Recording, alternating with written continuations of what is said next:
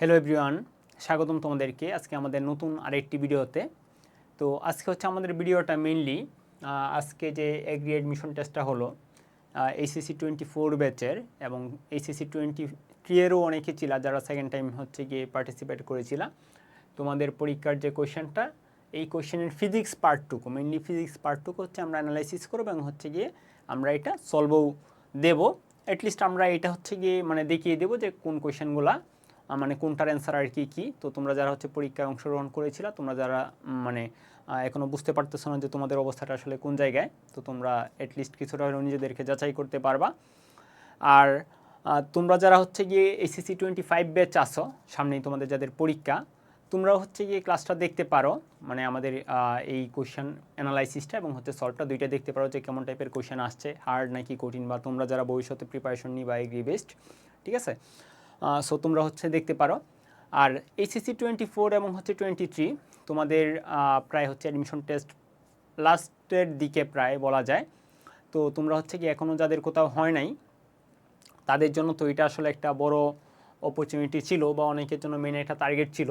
তো তোমরা আসলে হচ্ছে গিয়ে যারা ভালো পরীক্ষা দিয়েছো তাদের জন্য তো অবশ্যই হচ্ছে গিয়ে মানে শুভকামনা, তোমরা হচ্ছে গিয়ে ভালো মেরিটে চলে আসো। আর যাদের হচ্ছে এটা আশানুরূপ হয় নাই, 24 ব্যাচের হয়তো অনেকেই সেকেন্ড টাইমের প্রিপারেশন নেওয়ার জন্য মনস্থির করতেছো, তো তোমরা হচ্ছে কি ভিডিওটা দেখতে পারো যে নেক্সট ইয়ারে যাতে মানে তোমাদের প্রিপারেশনটা যতভাবে হয় এবং হচ্ছে গিয়ে পরীক্ষাটা যতভাবে দিতে পারো, ঠিক আছে। তাহলে চলো আজকের ক্লাসটা হচ্ছে আমরা স্টার্ট করি, বা আমাদের আজকের ভিডিওটা স্টার্ট করি। তো শুরুতে আমি হচ্ছে যেটা দেখাতে চেষ্টা করব সেটা হচ্ছে তোমাদের কোয়েশ্চেন অ্যানালাইসিসটা। তো এখানে একটা ব্যাপার যে আমাদের ফিজিক্স থেকে মোট 20টা কোয়েশ্চেন, ফিজিক্স থেকে কোয়েশ্চেনই হচ্ছে মোট 20টা। এর মধ্যে আমরা হচ্ছে অ্যানালাইসিস করে দেখতে পারি যে শর্ট সিলেবাস থেকে আসছে 14টা কোয়েশ্চেন, ঠিক আছে। আমাদের এইচএসসি 24 ব্যাচ এবং 23 ব্যাচ সবারই কিন্তু আমাদের কী ছিল, শর্ট সিলেবাস ছিল। তো শর্ট সিলেবাসের অংশ থেকে এসেছে 14টা কোয়েশ্চেন, আর বাদ বাকি 6টা 20টা কোয়েশ্চেন থেকে 6টা কোয়েশ্চেন যদি ফুল সিলেবাস থেকে চলে আসে, এটা কিন্তু মোটামুটি হচ্ছে লার্জ, মানে হচ্ছে বলা যায় 30% কোয়েশ্চেনই চলে আসছে কি, 30% কোয়েশ্চেন চলে আসছে তোমার ফুল সিলেবাস থেকে বা শর্ট সিলেবাসের বাহির থেকে, ঠিক আছে। তো এটা আসলে কী কারণে হয়েছে, এটা একটা ম্যাটার। তোমরা হয়তো অনেকেই মানসিকভাবে এরকম প্রিপেয়ার ছিল না যে আমরা হচ্ছে গিয়ে শর্ট সিলেবাসের বাহির থেকে কোয়েশ্চেন পাবো। হ্যাঁ, বিগত বছরগুলোতে হচ্ছে একটা দুইটা কোয়েশ্চেন আসছে শর্ট সিলেবাসের বাহির থেকে, কিন্তু 20টা কোয়েশ্চেন থেকে 6টা কোয়েশ্চেন কিন্তু এটা একটা হিউজ অ্যামাউন্ট, ঠিক আছে। ওকে, তো এটা নিয়ে মানে মন খারাপ করার কোনো কিছু নেই। ধরে নাও যে হচ্ছে কি তুমি যদি ফুল সিলেবাস না পড়ো, ওইরকম কেউই হচ্ছে ওইরকমভাবে ফুল সিলেবাস পড়ার কথা না, সবাই শর্ট সিলেবাসের অংশটুকুই হয়তো ভালো করে পড়েছে।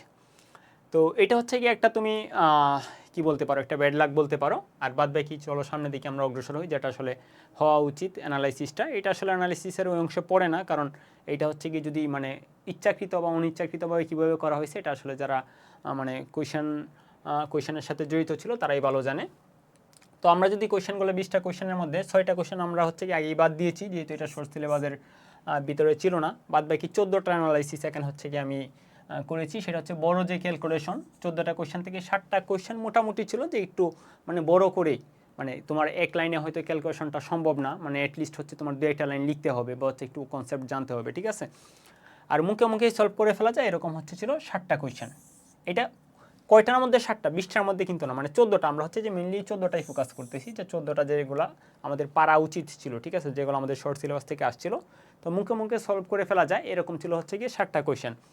আর যদি বলি এই 14টা কোয়েশ্চেন থেকে তোমার কঠিন ছিল, কঠিন বা একটু কনসেপচুয়াল বলতে পারো, কঠিন কোয়েশ্চেন ছিল 2 থেকে 3টা, মানে জাস্ট 2টা কোয়েশ্চেন বলতে পারো কঠিন।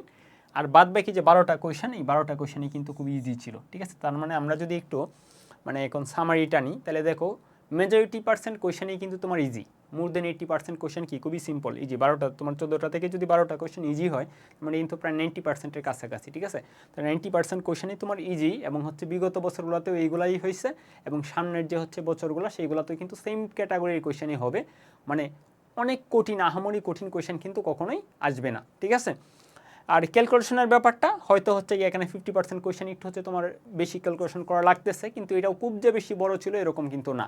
তুমি যদি হচ্ছে গিয়ে একটু ভালো করে হচ্ছে বইটা পড়া থাকে, বা হচ্ছে একটু ভালো যদি তোমার হচ্ছে গিয়ে মানে প্র্যাকটিস থাকে, তাহলে এগুলো হচ্ছে মুখে মুখেই সলভ করে ফেলা যায়, ঠিক আছে। তো তোমরা যারা ভবিষ্যতে প্রিপারেশন নিবা তাদের জন্য করণীয়টা কি, তোমরা হচ্ছে মেনলি বেসিক টাইপের যে কোয়েশ্চেনগুলো, এই কোয়েশ্চেনগুলোতেই ফোকাস বেশি দিবা।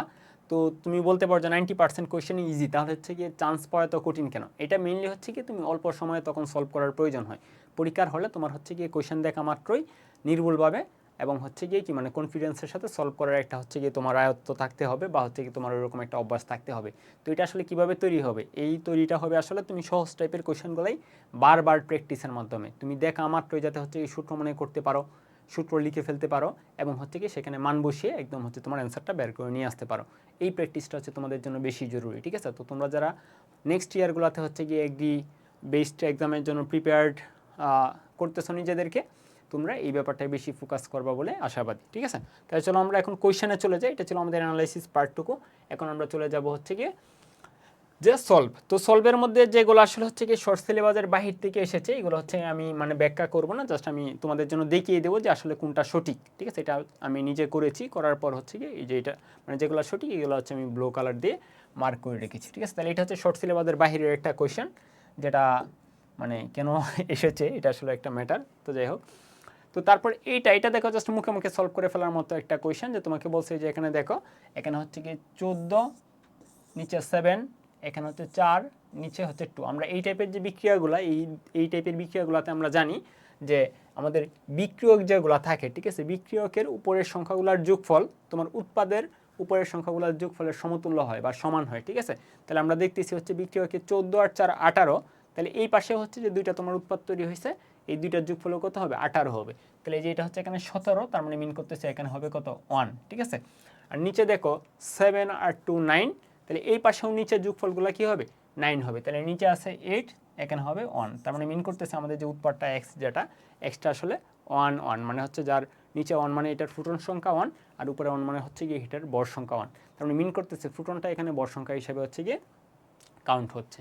তার মানে এটা জাস্ট হচ্ছে একটা ফ্রুটন, আর কোনো কিছুই না। তার মানে এটার অ্যান্সারটা হচ্ছে আমাদের বি, ঠিক আছে? বি হচ্ছে আমাদের এখানে সঠিক। তাহলে দেখো এটা মুখে মুখে সলভ করে ফেলার মতো একটা কোয়েশ্চেন। তারপরে বলছে হচ্ছে পিএন জাংশনে 0.1 ভোল্ট বিভব পার্থক্য পরিবর্তনের জন্য তড়িৎ প্রবাহের পরিবর্তন হয় 400 মিলি এম্পিয়ার, এর গতীয় রোধ কত? আমরা জানি হচ্ছে গিয়ে চলতড়িতে আমরা পড়ছি এরকম যে IKL B by R, IKL B by R. So তুমি হচ্ছে গিয়ে আর এর যে সূত্রটা, আর এর সূত্রটা কী দাঁড়াচ্ছে? আর এর সূত্রটা হচ্ছে বি বাই আই। তো অ্যাকচুয়ালি এই সূত্রটাই আমাদের হচ্ছে গিয়ে সেমিকন্ডাক্টর চ্যাপ্টারেও, কিন্তু জাস্ট হচ্ছে এটাকে ডেল বি লিখবো আমরা, আর নিচে লিখবো হচ্ছে আমাদের ডেল আই, ঠিক আছে? মানে চলতরিতার সূত্রটাই, তোমার নতুন করে আজ মুখস্থ করতে হবে এরকম না, জাস্ট ডেল বি বাই হচ্ছে ডেল আই। তাহলে ডেল বি হচ্ছে বিভব পার্থক্যর কত পরিবর্তন হয়েছে? তো তোমাকে বলছে যে 0.1 ভোল্ট বিভব পার্থক্য পরিবর্তনের জন্য, তাহলে 0.1 আর নিচে হচ্ছে তোমার ডেল আই। তাহলে তড়িৎ প্রবাহের পরিবর্তন কত হচ্ছে বলো তো?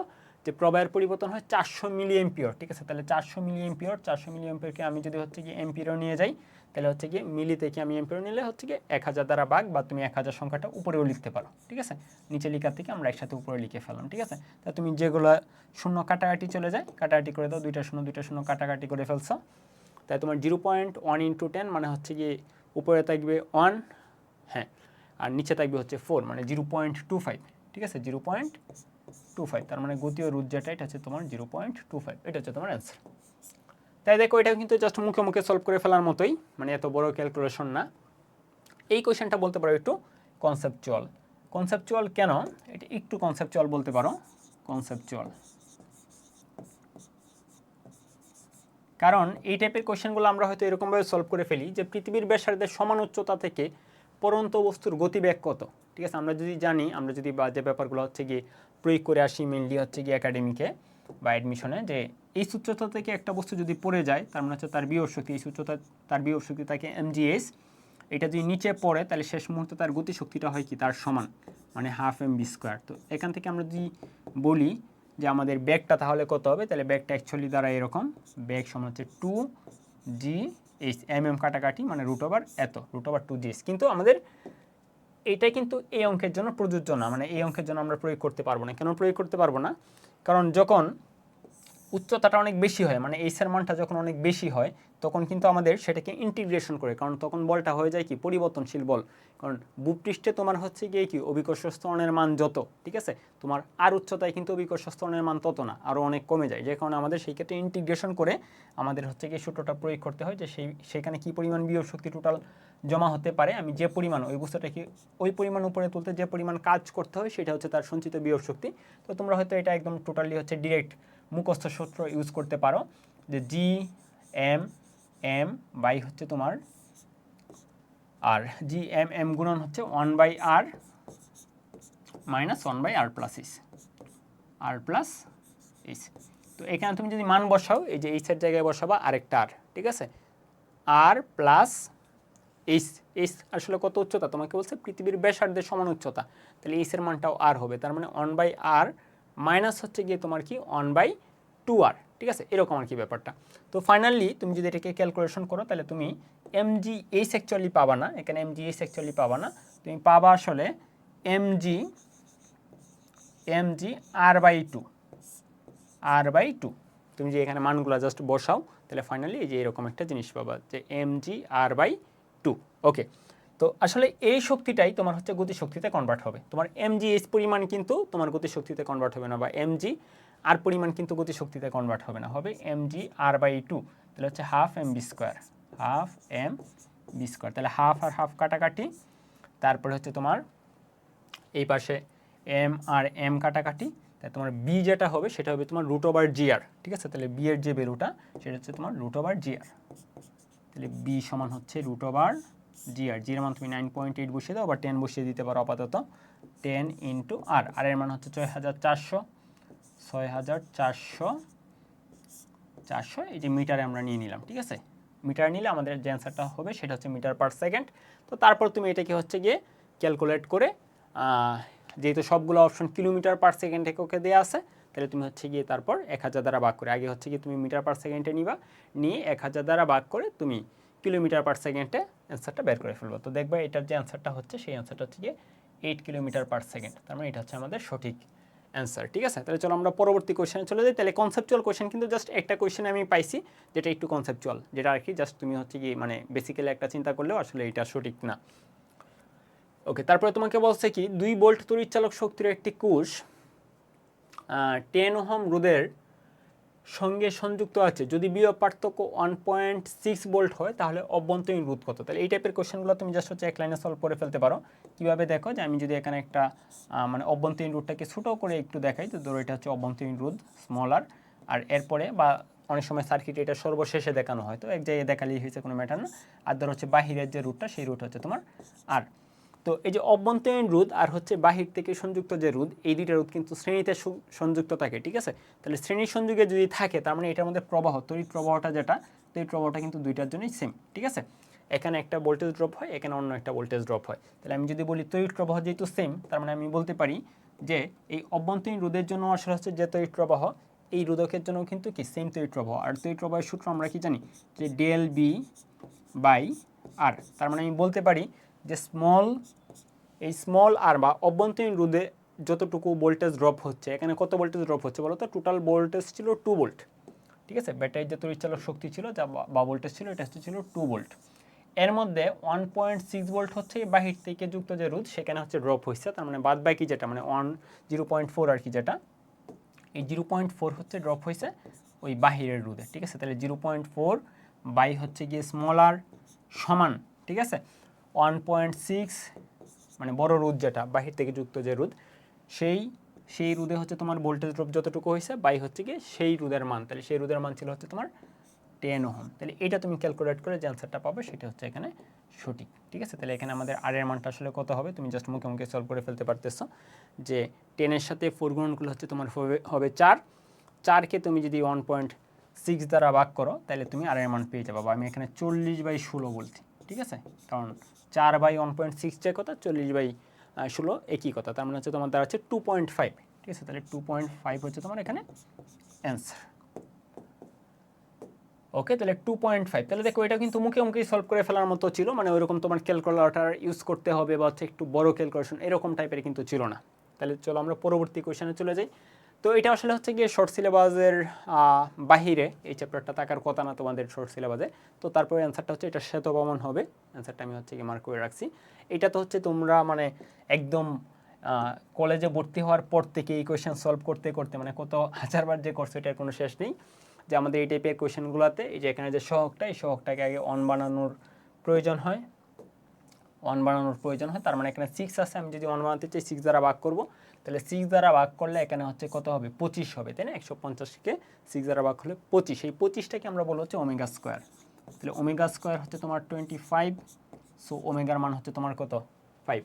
তো এখানে তোমার এই ওমেগার মানটাই চাওয়া হয়েছে, মানে কণিক কম্পাঙ্ক কত, তাহলে 5 রেডিয়ান পার সেকেন্ড, ঠিক আছে? তো হয়ে গেল। তারপর তোমাকে বলছে 300 মিটার উঁচু হতে অভিকর্ষের টানে মুক্তভাবে পড়ন্ত বস্তুর ক্ষেত্রে ভূমি থেকে কত উচ্চতায় গতিশক্তি বিভব শক্তির অর্ধেক হবে, ঠিক আছে? তাহলে এটা হচ্ছে তোমরা একদম কলেজে ভর্তি হওয়ার পর থেকে শর্টকাট পড়তে পড়তে একদম হচ্ছে অবস্থা শেষ, ঠিক আছে? এটাও কিন্তু তোমাদের খুবই সিম্পল, যে আমাদের কোন উচ্চতাটা, ধরো আমি যদি এটাকে এইচ ড্যাশ উচ্চতা বলি বা এইচ উচ্চতা বলি, তাহলে উপরে ছিল আমাদের টোটাল উচ্চতা, ধরো এইচ টোটাল, আর নিচে আমরা লিখতাম হচ্ছে গতিশক্তি বিভব শক্তির কত গুণ, মানে n+1 আর কি আমরা লিখতাম n+1। তো এখানে n এর যে ভ্যালুটা, n এর ভ্যালুটা ছিল গতিশক্তিটা বিভব শক্তির কত গুণ, গতিশক্তি বিভব শক্তির কত গুণ, এটা ছিল হচ্ছে আমাদের এখানে ম্যাটার। তাহলে তোমাকে কি বলছে দেখো, যে মুক্তভাবে পড়ন্ত বস্তুর ক্ষেত্রে ভূমি থেকে কত উচ্চতায় গতিশক্তি বিভব শক্তির অর্ধেক, গতিশক্তি তোমাকে এখানে বলছে কি যে গতিশক্তি বিভব শক্তির অর্ধেক মানে হাফ গুণ আর কি, আমরা ইচ্ছা করলে বলতে পারি এটা হাফ গুণ, গতিশক্তি বিভব শক্তির অর্ধেক মানে হাফ গুণ। তার মানে তুমি যদি এখানে n এর মানটা বসাও, n এর মানটা বসাতে হবে হাফ, আর উপরে হচ্ছে টোটাল উচ্চতা, টোটাল উচ্চতা কত, টোটাল উচ্চতা হচ্ছে তোমার 300, তাহলে 300 বাই তোমার হাফ প্লাস 1 মানে হচ্ছে তোমার 3/2, তাহলে নিচে যে 2টা এটাকে তুমি ইচ্ছা করলে এখানে লিখে ফেলতে পারো, তাহলে তোমার হচ্ছে কি 600/3, তার মানে হচ্ছে তোমার 200 হচ্ছে অ্যান্সার, ঠিক আছে? তো এটা কিন্তু তুমি মুখে মুখে আরেকটা উপায় করে ফেলতে পারো, মোট 300 মিটার উচ্চতায় ছিল, ঠিক আছে? তার মানে হচ্ছে গতিশক্তি বিভব শক্তির অর্ধেক, তার মানে মোট হচ্ছে গিয়ে তুমি বলতে পারো কি যে 3টা ভাগে ভাগ হয়েছে, যে হচ্ছে গতিশক্তি আছে হচ্ছে গিয়ে অর্ধেক আর বিভব শক্তি আছে হচ্ছে দ্বিগুণ, মানে মোট 3টা ভাগ, ঠিক আছে? 3টা ভাগ, তাহলে হচ্ছে গিয়ে এই যে 300কে 3 ভাগে ভাগ করলে প্রতি ভাগে 100 পড়তেছে, এর মধ্যে বিভব শক্তি হচ্ছে গিয়ে তোমার যেহেতু দ্বিগুণ, তার মানে মিন করতেছে যে ভূমি থেকে তার উচ্চতাটা 200 হবে আর উপরে থাকবে 100, মানে নামবে আর কি জাস্ট 100। তো যাই হোক, এত পেঁচে যাওয়ার দরকার নেই, তুমি জাস্ট হচ্ছে গিয়ে যেটা শর্টকাট পড়ে আসছো তোমরা এই শর্টকাটেই প্রয়োগ করে ফেলো। তো এই শর্টকাটটা কিন্তু অবশ্যই মাথায় রাখতে হবে। এখানে n এর মান হচ্ছে তোমার, যে আমরা বাই ডিফল্ট যে সূত্রটা মুখস্থ করছি, এটা হচ্ছে তোমার গতিশক্তিটা বিভব শক্তির কত গুণ সেই ভ্যালুটা, ঠিক আছে? মানে হচ্ছে গিয়ে ইকে বাই ইপি এর যে মান, ঠিক আছে সেটা। ওকে, তাহলে চলো আমরা পরবর্তী কোয়েশ্চেন চলে যাই। বলছে স্থির তাপমাত্রা, এটা তোমরা রসায়নে এই কোয়েশ্চেনটা অনেকবার পড়ছো, মানে রসায়নে আমাদের বয়েলের যে সূত্রটা, বয়েলের সূত্রের যে গ্রাফ, সেটা দিয়ে মিলিয়ে হচ্ছে আমরা আদর্শ গ্যাস চ্যাপ্টারটা শুরু করি, ঠিক আছে? বা হচ্ছে তোমরা ফিজিক্সে যে দশম অধ্যায় বা তাপগতিবিদ্যা, সেখানেও কিন্তু এটা একাধিকবার আমরা সলভ করার কথা। তো এটা হচ্ছে ডিরেক্ট মুখস্থ সূত্র, যে হচ্ছে অধিবৃত্তাকৃতির, ঠিক আছে? বয়েলের সূত্রের গ্রাফ, স্থির তাপমাত্রায় নির্দিষ্ট বয়েলের গ্যাসের আয়তন বনাম চাপ, মানে বি বনাম পি, ঠিক আছে? বা পি বনাম বি, যেটাই বলো, দুইটাই হচ্ছে কি সেম, অধিবৃত্তাকৃতির। ওকে, তারপর তোমাকে বলছে 2, 3 এবং 6 মাইক্রোফ্যারাডে ধারকত্বের 3টি ধারককে শ্রেণীবদ্ধভাবে যুক্ত করে 10 ভোল্ট ব্যাটারির সঙ্গে সংযোগ দেওয়া হলে বর্তনীতে চার্জের পরিমাণ কত? তাহলে চার্জের পরিমাণ কত? চার্জের যে পরিমাণ আমরা জানি ধারকত্ব হচ্ছে C/Q/B। তো যেহেতু বর্তনীর চার্জ বলছে, সেজন্য আমাদের বর্তনীর যে তুল্য ধারকত্ব সেটা বসাতে হবে চার্জ বের করার জন্য। তাহলে চার্জ ইকুয়াল C/B, ঠিক আছে? এখন ভোল্টেজ কত? ভোল্টেজ হচ্ছে তোমার 10, ভোল্টেজ হচ্ছে আমাদের 10, আর এই সি এর ভ্যালুটা হচ্ছে আমাদের বের করতে হবে। তাহলে সি এর ভ্যালুটা এটা হচ্ছে কি আমাদের একটু ক্যালকুলেশন করতে হবে, যে আমি বলছিলাম বেশ কয়টা কোয়েশ্চেন একটু ক্যালকুলেশন করতে হয়, এখানে একটু ক্যালকুলেশন করার প্রয়োজন আছে। তো এই ক্যালকুলেশনটা আমরা কিভাবে করব? যদিও তোমার হচ্ছে যদি একটু কৌশলী হও, এত প্যারা নেওয়ার কোনো কিছু নেই, তোমার হচ্ছে কি 1/CS, যেটা আমরা জানি হচ্ছে গিয়ে রোধের সাথে ধারকের যে সূত্রটা সেটা কিন্তু উল্টা, রোধের শ্রেণী সংযোগে জাস্ট হচ্ছে যোগ করে দিলেই হয়, কিন্তু ধারকে কিন্তু যোগ করলে হয় না, 1/, হচ্ছে কি মানে করতে হয়। তাহলে আমাদের 1/CS যেটা, এই বেরোটা হবে তোমার 1/2 প্লাস 1/3 প্লাস 1/6, ঠিক আছে? তো এটা তুমি মুখে মুখে সলভ করে ফেলতে পারো। আসলে 6 হবে লসাগু, বা হচ্ছে তুমি যদি লসাগু করতে না চাও তাহলে হচ্ছে নিচে 3টার গুণফল 2 × 3 × 6, আর উপরে হচ্ছে গিয়ে এই 2টার গুণফল, মানে হচ্ছে কি তুমি এখানে যেটা থাকবে এটা ছাড়া বাদ বাকি 2টার গুণফল আর কি, মানে হচ্ছে গিয়ে তোমার 18 প্লাস 3 বাদ দিলে হচ্ছে 12 প্লাস হচ্ছে গিয়ে 6, ঠিক আছে, বা লসাগু করলেও তুমি সেম জিনিসই পাবা। তাহলে 18, 12, 30, 30 প্লাস 6 মানে 34, তাহলে 36/36, ঠিক আছে। তো এটা হচ্ছে তোমার 1/CS মানে হচ্ছে গিয়ে 1 হচ্ছে আর কি। সুতরাং CS এর যে ভ্যালুটা সেই ভ্যালুটা হচ্ছে তোমার দ্বারা হচ্ছে 1, তার মানে মিন করতেছে 1। তুমি যে এখানে করে দাও তাহলে চার্জ হচ্ছে 10 কুলম্ব, ঠিক আছে, 10 কুলম্ব। তো যেহেতু এখানে মাইক্রো ছিল তার মানে আমরা হচ্ছে এখানে লিখবো 10 মাইক্রো কুলম্ব, ঠিক আছে, 10 মাইক্রো কুলম্ব। তাহলে 10 কোথায় আছে? 10 মাইক্রো কুলম্ব নেই, তো আমরা হচ্ছে গিয়ে 10 মাইক্রো কুলম্ব নেই। তাহলে আমরা হচ্ছে এখানে ইউজ করবো যে 10 এর পরিবর্তে 1 × 10⁻⁵ 10 ভোল্ট 10 মাইক্রো কুলম্ব মাইক্রোফ্যারাডে 10, 1 × 10⁻কত হবে তাহলে? 1 × 10⁻⁻, সরি, হ্যাঁ এটা তো পজিটিভ নেগেটিভ পাওয়ার, হ্যাঁ। তাহলে 1 × 10⁻⁵ আমরা যেহেতু হচ্ছে গিয়ে সংখ্যাটাকে 10 থেকে একটু হচ্ছে এখানে ছোটো করছি, তার মানে পাওয়ারটাকে এখানে একটু বড় করতে পারবো। তাহলে পাওয়ার -6 থেকে -5 আসবে, পাওয়ারটা তো এখানে নেগেটিভ, ঠিক আছে। ওকে, তাহলে এটা হচ্ছে আমাদের অ্যান্সার। তো যেটা বলতে চাচ্ছিলাম আর কি, এখানে তোমার যদি 3টা ধারক কখনো থাকে, 3টা ধারক, সেটা যদি তুমি সমান শ্রেণীতে থাকে আর রোধের জন্য মানে 3টা রোধ যদি সমান্তরালে থাকে, মানে যখন এই যে 1/, করতে হয় তখন তুমি যে শর্টকাটটা ফলো করতে পারো সেই শর্টকাটটা অনেকটা এরকম যে উপরে 3টার হচ্ছে গিয়ে কি গুণফল করে ফেলবা। তাহলে এখানে কি ছিল? 2 ছিল, 3 ছিল, 6 ছিল, তাহলে 2 × 3 × 6 মানে উপরে কি করে ফেলবা? 3টার গুণফল করে ফেলবা। আর নিচে হচ্ছে গিয়ে প্রতি দুইটা করে যোগ, মানে এই যে তোমরা বহুপদীতে যেরকম পড়ো alpha beta plus beta gamma plus gamma alpha, same আর কি। তাহলে 2 × 3 মানে হচ্ছে 6 প্লাস হচ্ছে তোমার 3 × 6 মানে হচ্ছে গিয়ে 18, তারপরে প্লাস হচ্ছে গিয়ে 6 × 2 মানে হচ্ছে গিয়ে 12। তাহলে এরকম করলেও তুমি একসাথে মানে এক লাইনে আর কি পেয়ে যাবা, এক লাইনে পেয়ে যাবা যে এটা তুল্য দ্বারকত্ব। যদি সমান্তরালভাবে যুক্ত শ্রেণীতে যুক্ত থাকে তাহলে হচ্ছে তুল্য দ্বারকত্ব, আর যদি সমান্তরালভাবে রোধগুলো থাকতো তাহলে হচ্ছে আসলে তুল্য রোধ। ওকে, তাহলে চলো আমরা পরবর্তী কোশ্চেনে চলে যাই। এটা হচ্ছে আসলে শর্ট সিলেবাসের বাহিরে, এটার অ্যান্সারটা হবে তোমার 30 ডিগ্রি। তারপর তোমাকে বলছে হ্যাঁ এই কোশ্চেনটা তোমার একটু বড় ক্যালকুলেশন, ঠিক আছে, মানে এটা হচ্ছে তোমার হয়তো মুখস্থ থাকলে তোমাদের মুখস্থ থাকা উচিত কিছু ব্যাপার, মানে আমরা বলবো যে কোন ব্যাপারটা আসলে হচ্ছে তোমার মুখস্থ থাকা উচিত বা কোনটা উচিত নয়। যে যদি প্রোটনের গতিশক্তি হচ্ছে গিয়ে কি m0c² সমান হয়, তবে ইহার বর বেগ কত হবে, ঠিক আছে। তার মানে যেহেতু গতিশক্তির মানটা, আমরা গতিশক্তির মানটা কি জানি? গতিশক্তির মান জানি হচ্ছে আমাদের m-m0c², ঠিক আছে।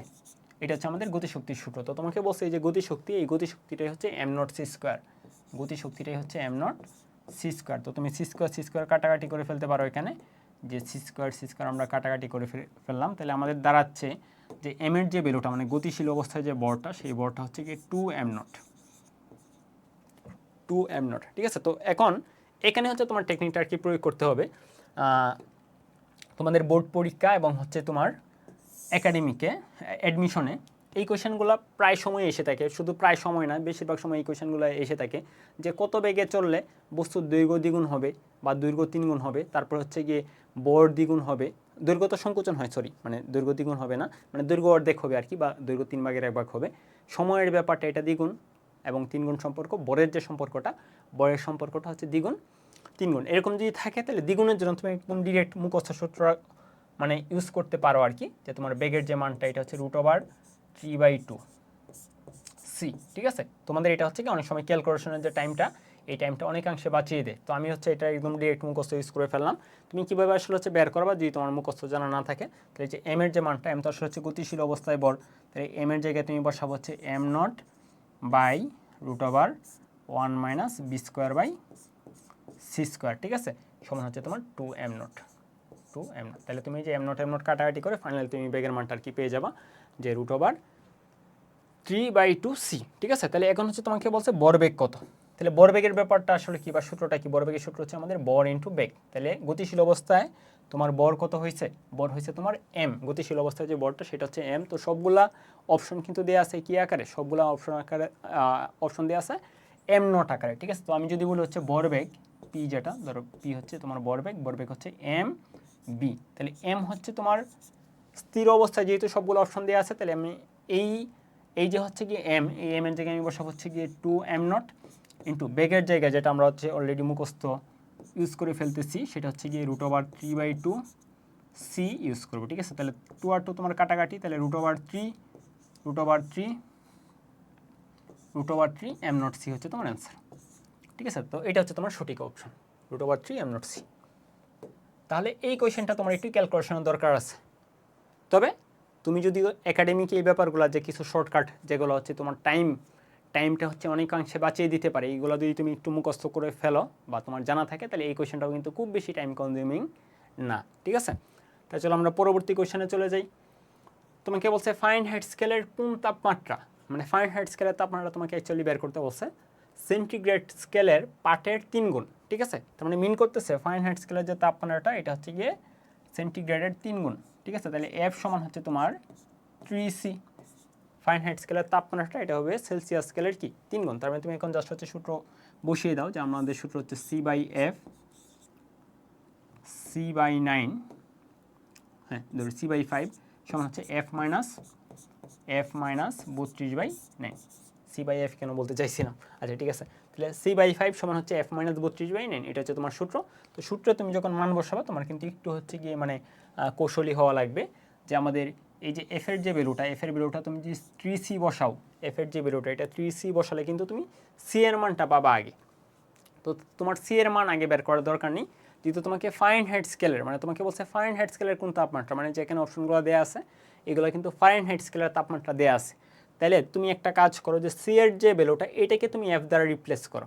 এফটাকে রিপ্লেস করার দরকার নেই, এখানে কিন্তু দেখা যাচ্ছে এফকে আমি 3C দ্বারা রিপ্লেস করাটা আরও হচ্ছে গিয়ে বেশি মানে হচ্ছে কি আমার চোখে বাঁচতেছে, কিন্তু এটা আমরা করবো না, আমরা চাচ্ছি একসাথে হচ্ছে কি আমাদের অ্যান্সারটা বের করে ফেলার জন্য। তাহলে তুমি সিকে যদি রিপ্লেস করো, সিকে তুমি যদি রিপ্লেস করো তাহলে হচ্ছে F/3 দ্বারা তুমি রিপ্লেস করতে পারো। তাহলে সিকে রিপ্লেস করলে F/3, তাহলে F/3 আর এই 5 গুণ করলে হচ্ছে একসাথে হয়ে যাবে কত 15, সমান হচ্ছে তোমার এখানে F মাইনাস 32/9। ঠিক আছে, বাদ বাকিটা তুমি আর গুণন করে দিলে ফাইনালি তুমি এফ এর যে ভ্যালুটা, এই এফ এর ভ্যালুটা পেয়ে যাবা 80, মানে 80। ঠিক আছে, তো এটা হচ্ছে তুমি এরকম কিছু ব্যাপার এগুলো একটু মুখস্থ করে ফেলে বেটার, এটাও তোমার অনেক সময় টাইম বাঁচিয়ে ফেলে, বিশেষ করে তাপগতিবিদ্যায় যে এই টাইপের কোয়েশ্চেনটা অনেক সময় আসে, যে কোন তাপমাত্রায় সেলসিয়াস এবং ফারেনহাইট সমান হয় -40°C বা হচ্ছে -40°F। তো ঠিক একইভাবে দ্বিগুণ এবং 3 গুণে, যে 3 গুণেরটা তুমি যদি মুখস্থ জানো যে 80, ঠিক আছে, ফারেনহাইটের জন্য সেটা কত 80, তাহলে সেলসিয়াসে হবে কত, সেলসিয়াসেরটা যদি তোমার অপশনটা চাওয়া হতো তাহলে হচ্ছে গিয়ে সেলসিয়াস, হ্যাঁ ফারেনহাইটে তো আমরা পেয়ে গেছি 80, তাহলে 80 হচ্ছে তোমার 3, মানে এরকম কিছু ব্যাপার আর কি, মুখস্থ থাকলে তোমার টাইমটা অনেকাংশে সেভ করা যায়। এইটা হচ্ছে একদম ইজি, যে তোমার 7 কেজি বরের কোনো বস্তুর উপর F ইকুয়াল এত নিউটন বল প্রযুক্ত হলে বস্তুটি ত্বরণ কত, তাহলে হচ্ছে ত্বরণ একদম 9-10-এর বেসিক টাইপের কোয়েশ্চেন, যে এই ইকুয়াল হচ্ছে আমাদের F/m।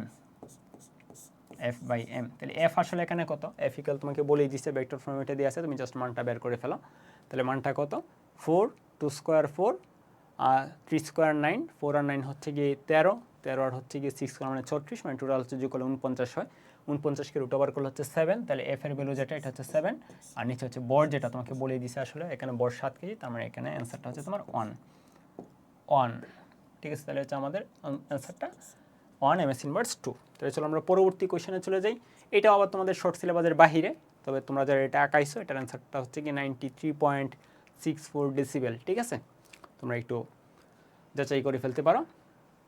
তো এই কোয়েশ্চেন কি বলছে, যে একটি গোলকের ব্যাসার্ধের পরিমাণ করা মান হচ্ছে R ইকুয়াল 5.3 ± 0.1 সেন্টিমিটার, মানে এটা আর কি জাস্ট একটু ত্রুটি হয়েছে আর কি, পরিমাপ করতে গিয়ে কতটুকু ত্রুটি হয়েছে ±0.1 সেন্টিমিটার।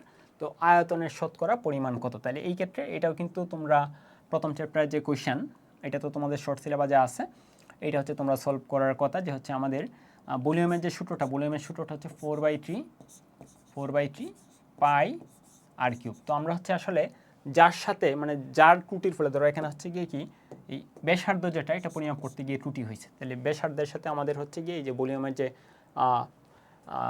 পরিবর্তনটা হবে বা হচ্ছে ত্রুটির যে পার্থক্যটা আমরা কাউন্ট করবো, সেটা হচ্ছে তোমার এটার পাওয়ারটা জাস্ট হচ্ছে আমরা নিচে নিয়ে আসবো, আর হচ্ছে গিয়ে যে রাশিটা এই রাশিটাকে হচ্ছে উপরে আমরা হচ্ছে গিয়ে ডেল আর বসিয়ে দিব, আর নিচে হচ্ছে আমাদের আর বসিয়ে দেবো, মানে টোটাল মানে অ্যাকচুয়াল আর যেটা আর কি, আর এই পাশে হচ্ছে আমাদের ডেল বি বাই হচ্ছে তোমার বি। তো এইটা আসলে হচ্ছে তোমার ভলিউম পরিমাপের ত্রুটি। ঠিক আছে, আমরা আসলে এই ভ্যালুটা নির্ণয় করব, কীভাবে নির্ণয় করব, 3 × ডেল আর বাই আর, তাহলে 3 × ডেল আর বলতে আসলে হচ্ছে যতটুকু তোমার ত্রুটি দেখা যাচ্ছে, যে প্লাস মাইনাস যতটুকু, ঠিক আছে, তাহলে ±0.1 1, তার মানে আমরা উপরে বসিয়ে দেবো 0.1 আর নিচে বসিয়ে দেবো জাস্ট হচ্ছে আর বলতে হচ্ছে গিয়ে 5.3, ঠিক আছে। তাহলে এখানেই তোমার যে ভ্যালুটা আসতেছে সেটা হচ্ছে তোমার অ্যান্সার। তো এটা তুমি যদি ক্যালকুলেট করো মোটামুটি পাবো হচ্ছে 5.7%, ঠিক আছে। এটা হচ্ছে তোমার এখানে সঠিক। তুমি ইচ্ছা করলে হালকা একটু ক্যালকুলেশন করে ফেলতে পারো, খুব বেশি সমস্যা হওয়ার কথা না। ওকে, তাহলে চলো আমরা পরবর্তী কোয়েশ্চেনে চলে যাই।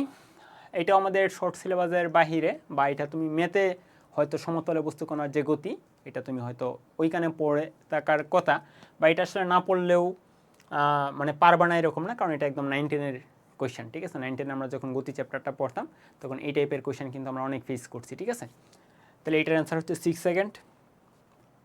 তো এই কোয়েশ্চেনটা দেখো, এই কোয়েশ্চেনটা বলতে পারো হচ্ছে একটু কনসেপচুয়াল বা একটু ত্রুটিপূর্ণ টাইপের, কারণ তোমাকে বলছে যে এখানে 1200 মিটার উল্লম্ব উচ্চতার মধ্য দিয়ে একটি খনির খাত পর্যন্ত 400 কেজি বড় একটি খাঁচা তুলতে একটি বৈদ্যুতিক মোটরের 2 মিনিট সময়ের প্রয়োজন হয়।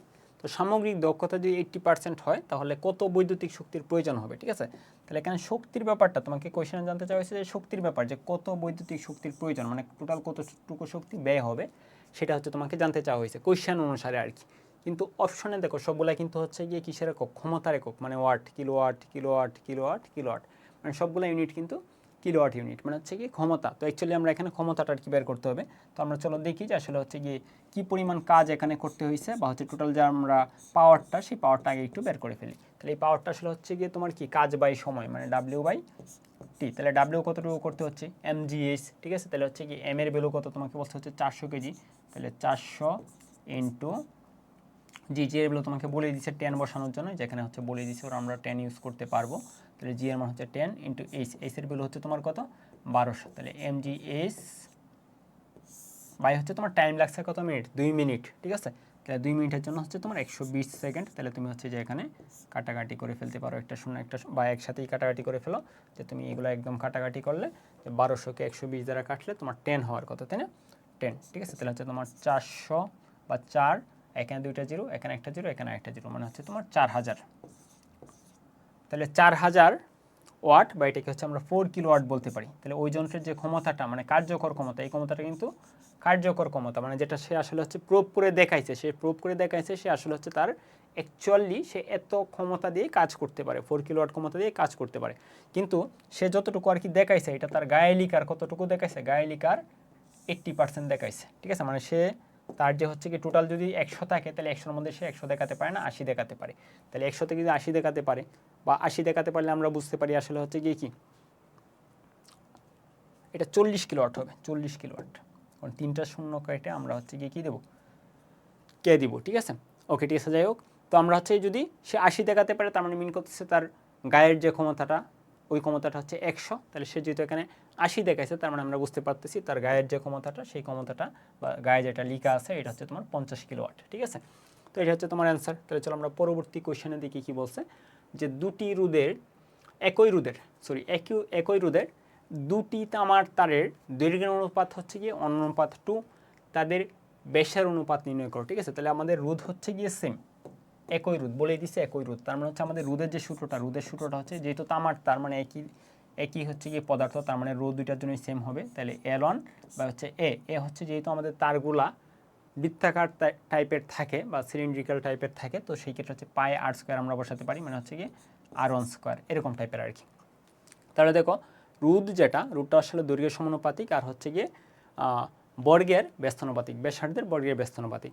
তাহলে রোধ যেহেতু একই, তাহলে তারের দৈর্ঘ্যের অনুপাত হচ্ছে অনুপাত 2, মানে হচ্ছে গিয়ে দ্বিতীয়টার হচ্ছে গিয়ে দৈর্ঘ্য বেশি। তাহলে দ্বিতীয়টার দৈর্ঘ্য যদি বেশি হয়, আবার রোধ যেহেতু সেম, তার মানে মিন করতেছে যে এটার দৈর্ঘ্য বেশি হওয়ার ফলে তো এটার রোধ বেশি হয়ে গেছিলো, তার মানে মিন করতেছে প্রস্থচ্ছেদের ক্ষেত্রফলটা এটা এরকম হবে যে আসলে হচ্ছে কি রোধটা যাতে কমে যায়। তাহলে রোধ আসলে কমার সুযোগ উপায় কি, মানে হচ্ছে এটার প্রস্থচ্ছেদের যে ক্ষেত্রফলটা সেটা বেশি হবে, যেহেতু উল্টা সম্পর্ক। বা তুমি হচ্ছে এত পেজের মধ্যে যাওয়ার দরকার নেই, তুমি জাস্ট এটা করে ফেলো, যেহেতু রোধ সমান, দুইটা তারেরই হচ্ছে রোধ সমান, তার মানে হচ্ছে আমাদের L1 বাই হচ্ছে তোমার r1 স্কোয়ার সমান হচ্ছে তোমার L2 বাই হচ্ছে কি তোমার r2 স্কোয়ার, ঠিক আছে। তাহলে হচ্ছে তোমার কে বলছে যে তাদের ব্যাসের অনুপাত কত, ঠিক আছে, ব্যাসের অনুপাত কত বা ব্যাসার্ধের অনুপাত কত, একই জিনিস। তাহলে আমরা r2টাকে এই যে এই পাশে নিয়ে আসবো, r1টাকে জাস্ট এই পাশে উপরে নিয়ে আসবো। তাহলে r1 স্কোয়ার বাই হচ্ছে তোমার r2 স্কোয়ার সমান হচ্ছে তোমার এই L2টাকে যদি আমরা উপরে নিয়ে আসি তাহলে 2/1, ঠিক আছে। আর আমরা যদি মানে এটাকে রুট ওভার করে দিই তাহলে √2 অনুপাত 1, √2 অনুপাত 1। তো এটা হচ্ছে আমাদের আনসার, √2 অনুপাত 1, বি হচ্ছে আমাদের এখানে সঠিক অ্যান্সার। তারপরে চলো আমরা দেখি কি বলছে। তো এটা হচ্ছে আমাদের শর্ট সিলেবাসের বাহিরের কোয়েশ্চেন। তো এটার অ্যান্সারটা তোমরা হচ্ছে কি একটু নোট করে ফেলতে পারো যে 20 মাইক্রো টেসলা, ঠিক আছে, এটা হচ্ছে আমাদের এখানে সঠিক। তো এই পর্যন্তই মনে হয়েছিল আমাদের হচ্ছে 20টা কোয়েশ্চেন। তো তোমরা মোটামুটি একটা মানে ধারণা করতে পারছো যে আসলে কেমন টাইপের এগ্রিতে আসলে কেমন টাইপের কোয়েশ্চেনগুলো হয় এবং সেইগুলো সলভ করার জন্য আমাদের কেমন টাইপের হচ্ছে গিয়ে প্রিপারেশন থাকা উচিত। তোমরা যারা সেকেন্ড টাইম প্রিপারেশন নিচ্ছ বা হচ্ছে গিয়ে মন স্থির করতেছো যে হচ্ছে নেক্সট ইয়ারে তুমি এগ্রি টাইপ প্রিপারেশন নিবা, তোমরা 25 ব্যাচ হতে পারো বা 26 ব্যাচ হতে পারো। 26 ব্যাচ এখনই আসলে হয়তো এরকম চিন্তা আমরা করো নাই। তো তোমরা হচ্ছে আসলে এটাকে একটা বেস ধরে তোমরা হচ্ছে কি সামনে এগোতে পারো। তোমাদের সবার জন্য শুভকামনা। পরবর্তীতে ক্লাসে আবারও দেখা হবে। সেই পর্যন্ত তোমরা সবাই সুস্থ থাকো, সুন্দর থাকো। ধন্যবাদ সবাইকে।